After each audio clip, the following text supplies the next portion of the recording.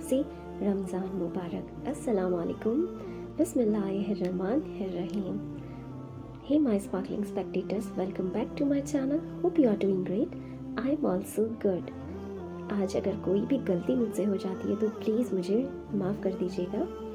तो अगर मैं एक आर्टिस्ट ना होती तो कभी समझ ही नहीं पाती कि चाँद की खूबसूरती सबके लिए अलग अलग है। जहाँ छोटे छोटे बच्चों के लिए चाँद चंदा मामा का काम करते हैं, वहीं देखिए रमज़ान का पाक महीना है, शुरू हो चुका है और रमज़ान के रोज़े रखे जा रहे हैं। तो भारत में रमज़ान का पहला रोज़ा चाँद को देखने के बाद होता है और इससे एक मेरी बहुत गहरी याद जुड़ी है कि जब मैं स्कूल में थी, नवोदय विद्यालय से मेरी स्कूलिंग हुई है और वहाँ पर स्पोर्ट्स मीट के दौरान कश्मीर से कुछ बच्चे आए, तो उसमें एक मेरी बहुत प्यारी दोस्त बनी।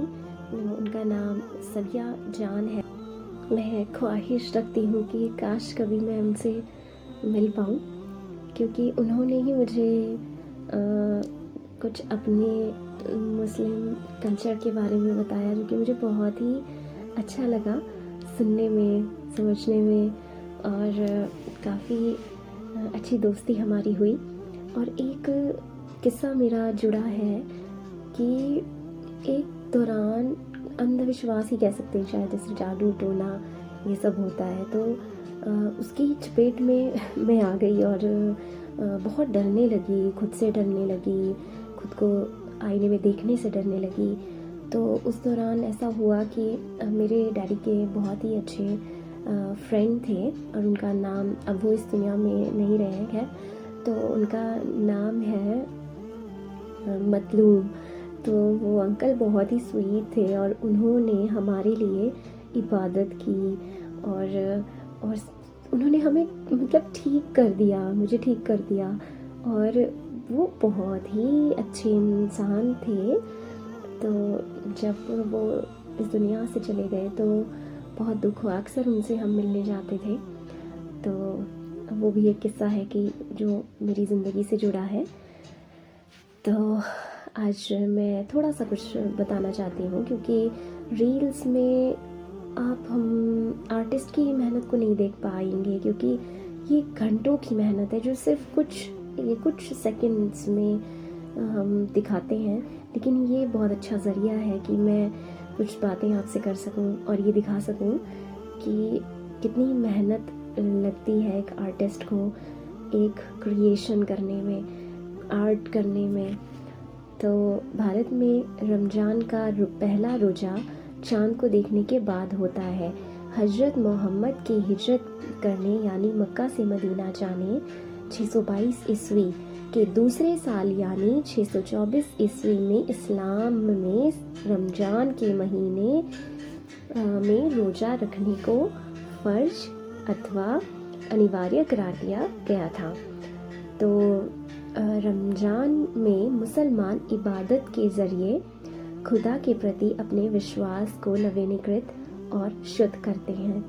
यह मदीना इस्लामिक कैलेंडर में विशेष महत्व रखता है।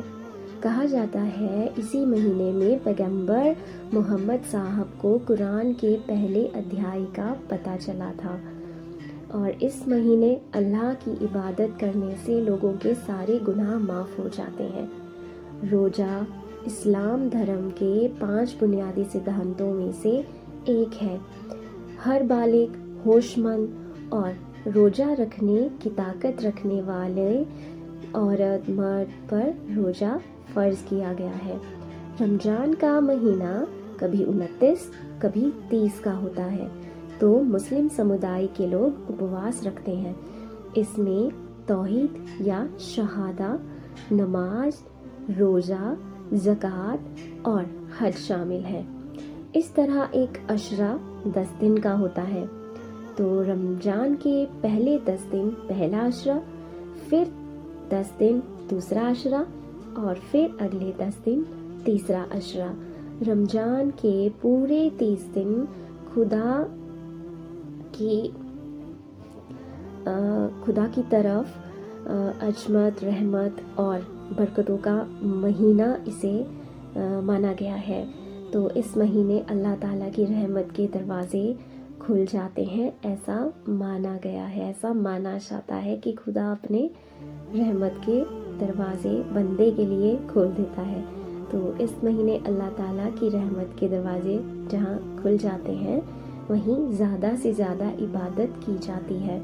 तो अनेकता में एकता की पहचान रखे हमारा भारत पूरे विश्व में अपनी एक अलग पहचान रखता है। एकता शब्द स्वयं यह प्रकट करता है कि भारत में जाति, रंग, रूप, वेशभूषा अलग होने के बावजूद भी यह एक सूत्र में बंधा है।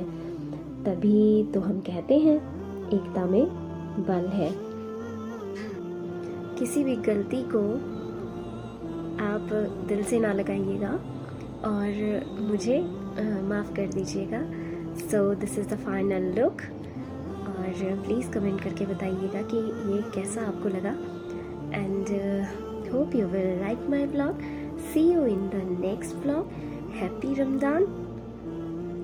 Like, share, comment and subscribe to my channel because I need your love, I need your support, and stay connected